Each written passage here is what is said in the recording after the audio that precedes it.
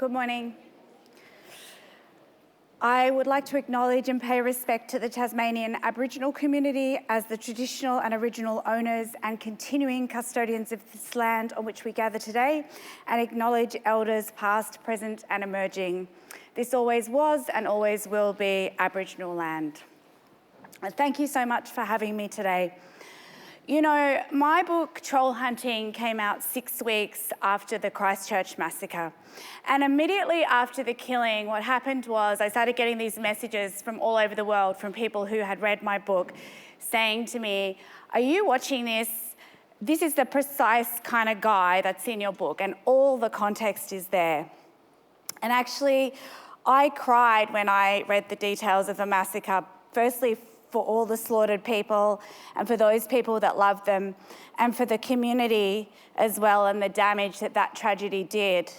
But I was also crying in frustration because for years and years I've been writing about cyber hate and the internet and watching people get killed as a result of predator trolling online. And I've been saying that social media platforms have a case to answer because they've basically created this town square where we are all coming to grave harm. So at that point, I got this email from Dr. Heidi Byrick, who's actually in my book as well, and she is at the Southern Poverty Law Centre in Alabama. And what she does is she tracks online hatred. And she said to me, "You know, I know that you want to get into bed and pull the covers over your head, but you've got to get up and speak now, because this is the moment that you're going to get the change that you want." Now, what do I mean by predator trolling? I define predator trolling as a behaviour where one or more individuals uses the internet and digital devices to do real life harm to other people. And that might be physical, mental, or both. And over the years, my increasing concerns and my deep concerns over the way that the internet is weaponised have really been treated as hyperbole by the public. People respond by saying things like, "Just block and delete," or, you know, "Stay off the internet, love," which is what I was told when I called the cops. But to anyone who watches like the rapes and murders on Facebook Live and similar live broadcast products, the Christchurch massacre was actually devastatingly predictable. And my book is full of dead humans who've died because of predator trolling. I've got to say though that you know, having people tell you you're right about this, there's no joy in that. I'm going to come back to the Christchurch killer in a minute and the way that he was radicalised and what we should be doing as a community to stop it happening again. But first of all, what I want to talk about is how I became interested in this. I just want to wind the clock back a little bit. So I'm quite a joyful person, and sometimes when people see me in my little 50s dresses, they're like, "You're the troll hunter?" I never set out to become a cyber hate expert, and basically what happened was 4 years ago, an army of trolls came after me and my family. And that was as a result of something that I had broadcast and published on the ABC. So it was on air on the radio and it was on the internet. And we became a subject of this international orchestrated online hate campaign in 2013, which unfortunately now is just so common. But back then, no one really knew, well, certainly in Australia, it was not common.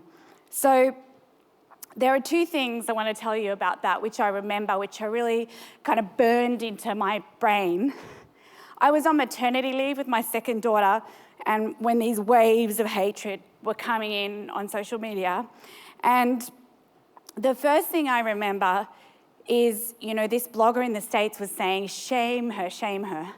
And so all of his followers started tweeting me. And I was lying in bed late at night reading this stuff with my husband, and our hearts were kind of racing and we were full of adrenaline. And then we got this tweet that said, "Your life is over." And because I'm not a techie person, I can't really use my laptop even and scroll properly, I didn't realise that my tweets were geolocated. So you could actually pinpoint our house on Google Maps if you clicked underneath the tweet. And then at the same time, my husband found this picture of our family on a fascist website. And there was all this commentary about, you know, you can kind of imagine, but about me being Jewish and so forth. And that was really threatening in conjunction with the other stuff, because my family, members of my family were gassed in the Holocaust, and my grandparents fled the Holocaust. So those two things together were completely terrifying, and nobody knew what to do at that point in time.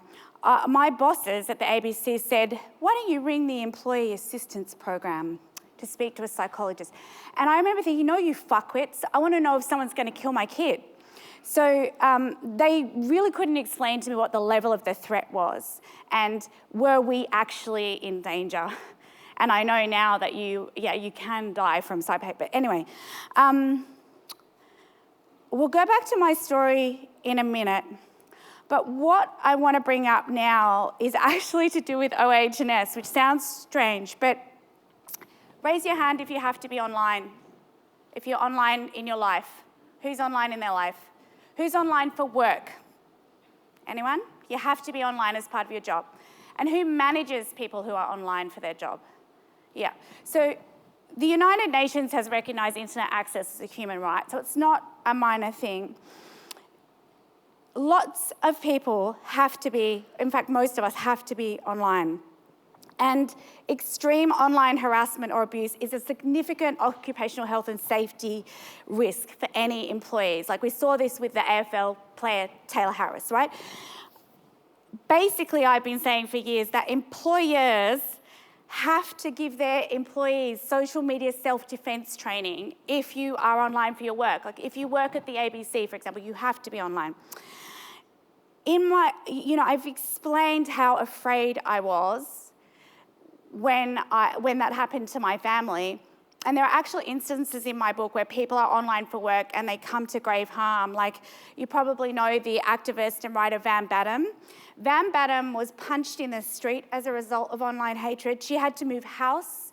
She's had to take her predator to court. She has ongoing PTSD and other mental health issues because of predator trolling against her. And there's another journalist called Sherelle Moody.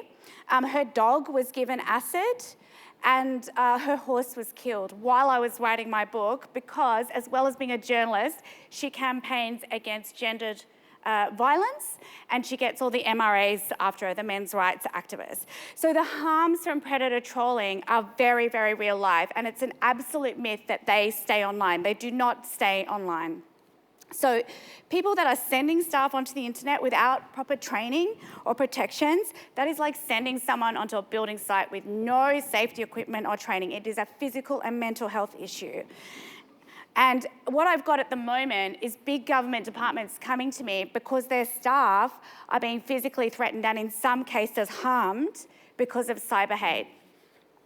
What you find with most workplaces is that social media policies protect the company from reputational risk, but they don't protect the employee. In my book, I quote this Australian lawyer. He's a social media expert and commercial litigator. His name is Roger Blow. And he basically says that staff like me who have experienced extreme cyber hate are going to sue their employers for trauma, and they're going to win in the future. So let's go back to my story for a sec. So when I was first asked to write a book on cyber hate and trolling, I wanted to say no, and my husband wanted me to say no as well, actually. He was like, can you just leave this alone, please? This has done our family so much harm. And it was really hard to think about, how could I justify keeping my family in that really dark world. But since I started writing about predator trolling, victims write to me all the time. And universally what they're saying, they've got these absolutely destroyed lives, and although their stories are really different, they're saying, I can't get help, I couldn't get help. And I guess that's why they're writing to me as a journalist. And so what I did was I reread all the emails that people had sent me since I started reporting on cyber hate, and I didn't feel like I had a choice. I was like, somebody has to do something, because these people are alone.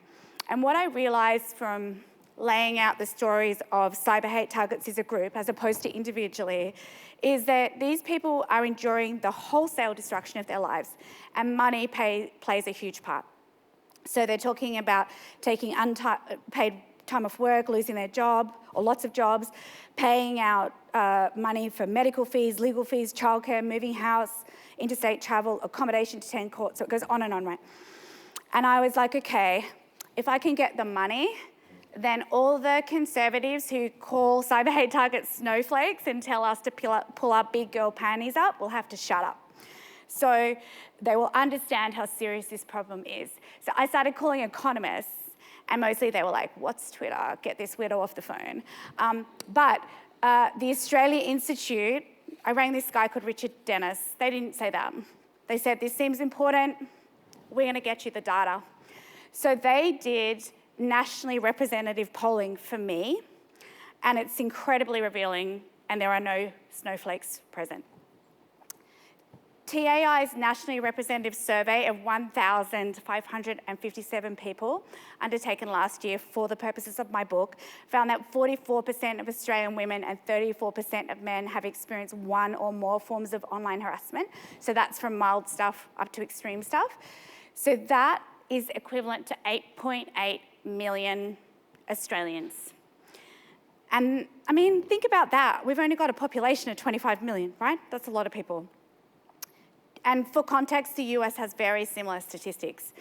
Men and women are trolled differently, even though the 44% and the 34% look similar, it's not.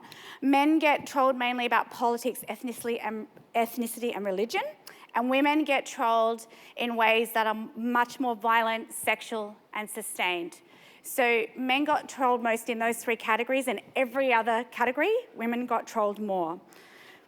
The high aggregate cost of that is $3.7 billion, okay?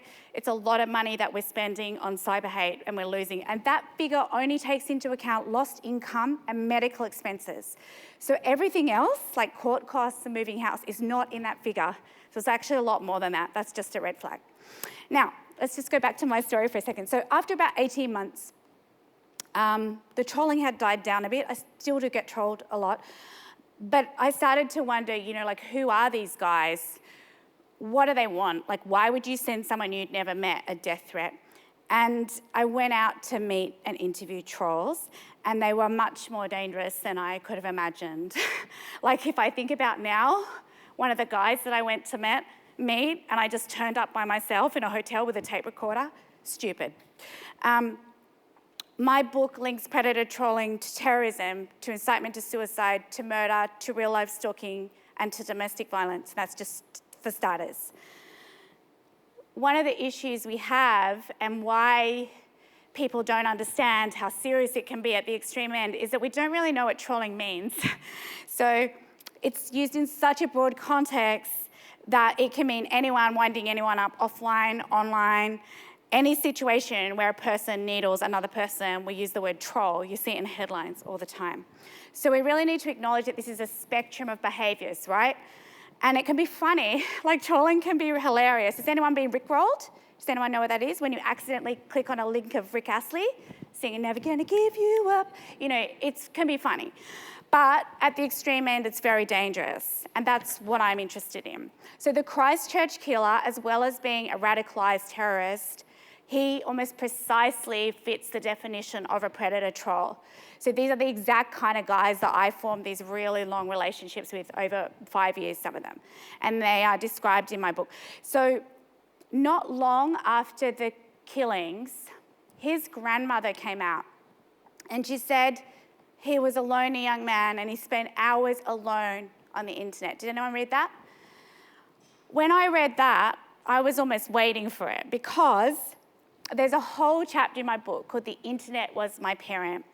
And what it describes is these guys that become predator trolls, they have these really neglected, isolated childhoods. They are left alone from the time of 10 or 11, completely unparented on the internet. And what they are doing is they are sitting, imbibing this stuff on the cesspits of the internet. So these really awful boards, Reddit, 4chan, 8chan, Tumblr, and they're imbibing white supremacy, misogyny, and all these other kinds of hatred. And this is the same place where the Christchurch killer hung out. He was on 8chan, and I have read all of his screenshots. And so I don't think we can be amazed that if you've got a 10 or 11-year-old with no parenting around, no parents there at all, and they're imbibing this stuff, they get spat out a few years later as predator trolls. One of the guys I became friends with eventually. He's like a right-wing predator troll, woman-hating, gun-loving, Trump-loving troll who I end up friends with. He's like, you're so angry and isolated that basically you've grown up in emotional poverty and you think you've found this group of people who've been treated how you've been treated and you want to hurt other people. So these are like disaffected young white men aged somewhere between 18 to 35, and the research is that they are sadists, and they admit to that as well. So they want to hurt and upset other people. And, they want to go out and pay society back. So in his manifesto, the Christchurch killer said, I am a private and mostly introverted person. And so that's quite important in the sense of fitting into that category. I read the manifesto in its entirety, and he also indicates he's from a poor background. He sees himself and white people as a whole as being marginalised, which is also classic of these guys. And he talks about white genocide. So he thinks like, white people are under threat and we're not having enough babies and so forth. And that's a really common ideology as well in predator trolling. And the other thing he did is he used this really well-known predator trolling tactic called media fuckery, they call it. And he basically co-opted the media for his own ends. So he laid out the manifesto as this kind of bait for journalists and members of the public who are searching for meaning in the crime. And he did that very deliberately for what he was trying to do. It was a very intelligent document. And many journalists swallowed that wholesale. So I think that the bottom feeders at the Daily Mail published that document wholesale. And that serves to promote this kind of violence. Like, it basically ended up promoting copycat crimes, which I knew would happen, and it brings more people to white nationalism. And other outlets like the British Sun and the Mirror, they published his video as well, which has the same kind of outcome.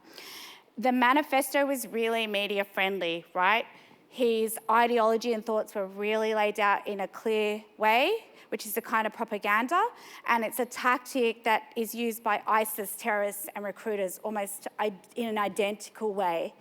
Even the way the Christchurch killer posted links to his manifesto on social media and 8chan before then, that is also a tactic used by ISIS, and the same with the live feed. And the way he shot it with a head cam, that's also what ISIS members do. So also, the document is full of these memes, which are really specific to these internet cultures. So someone like me that's been hanging out there for 5 years, I could recognise them, but he was signalling to his cohort all the way through that document. It is wrong for the media to describe him as a lone wolf. He was not a lone wolf. On 8chan, he was posting this stuff, saying what he was going to do, and his cohort were egging him on, going, kind of go, brother, kill as many as you can, we'll be watching, we'll be laughing along with you, okay? So those predator trolls were watching that slaughter live, and then what happened was the police came out, which they always do, and say he wasn't on a watch list, nobody knew about it. But that's not true. His trolling buddies all knew exactly what he was going to do, and he posted pictures of his weapons 2 days beforehand to Twitter. He wasn't stopped because basically police around the world are so out of their depth with this stuff. It's crazy. It's sort of unbelievable to me. I mean, I'm not techie. I can find this stuff. It's not on the dark web. It's there. Anyone can find it. And that, there are other case studies in my book where very similar things happen. The police come out and say, we had no idea, but it's everywhere, These boards are hotbeds of radicalisation and no one is watching them. The evidence is just all there. The final thing I want to say, or the final finger I want to point, is at the social media companies. So the presidents, or some of these really big trolling syndicates, because they all sort of work in syndicates, told me that on Internet Chat Relay, which is the sort of platform where they all talk to each other, that was flooded by the footage immediately as it happened and afterwards, the Facebook Live footage that the Christchurch killer shot. And the manifesto, it's all still there, I asked one of them, can you send it to me? And they were like, sure, they've got it.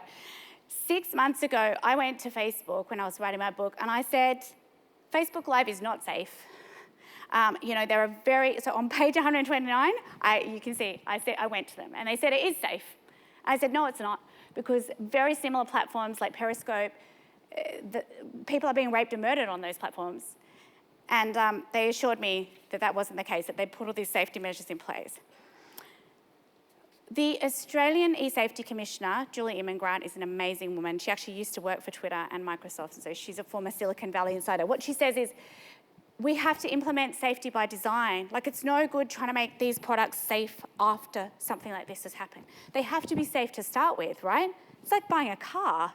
Do you want lots of people to die because a car has a fault and fix it later? No. Other companies would not get away with this. So if you have rage about this, like I do, about Christchurch and people getting murdered because of the internet, focus on the social media companies. Where are they? Like, where are they in all of this? Where is their corporate leadership? Why don't they have a duty of care to us? They are these monolithic companies that pay almost no tax and they make billions of dollars from our data. They have the best engineers in the world working for them. If they can target us with advertising very specifically, about what kind of shoes, or if I get a bit fat, it's weight loss ads, they can fix this stuff. They have been bleeding about fixing cyber hate since at least 2006, and the fact of the matter is they don't want to fix it, or they would, because they have all the resources and all the knowledge to fix it, but they don't. And the reason they don't is because it doesn't suit their revenue model. Because if somebody attacks me and then there's a pylon, they make more money from that. So governments need to intervene here. They're not going to fix it on their own. They need to regulate to keep us safe, because we are not safe at the moment. And frankly, I'm terrified. I've got an 8-year-old and a 6-year-old, and the idea of them being on the internet, they're already on the internet, they're already on iPads in their classes, and it fills me with cold fear. So we need to legislate a duty of care. We need to train police to deal with cyber hate and be resourced to do that. And we need to fix our own attitudes as well, because the internet is the tool.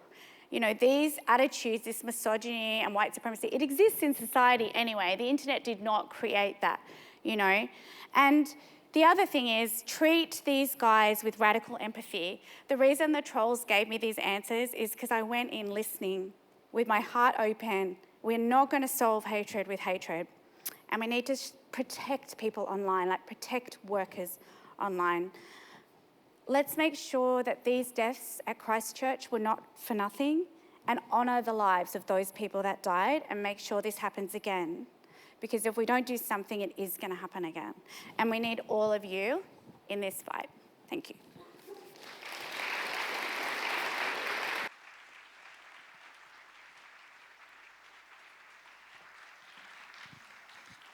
Good morning, everybody. My name is Laura Crouch, and thank you for joining us on day 4 of DDT. Ginger will be signing her books in the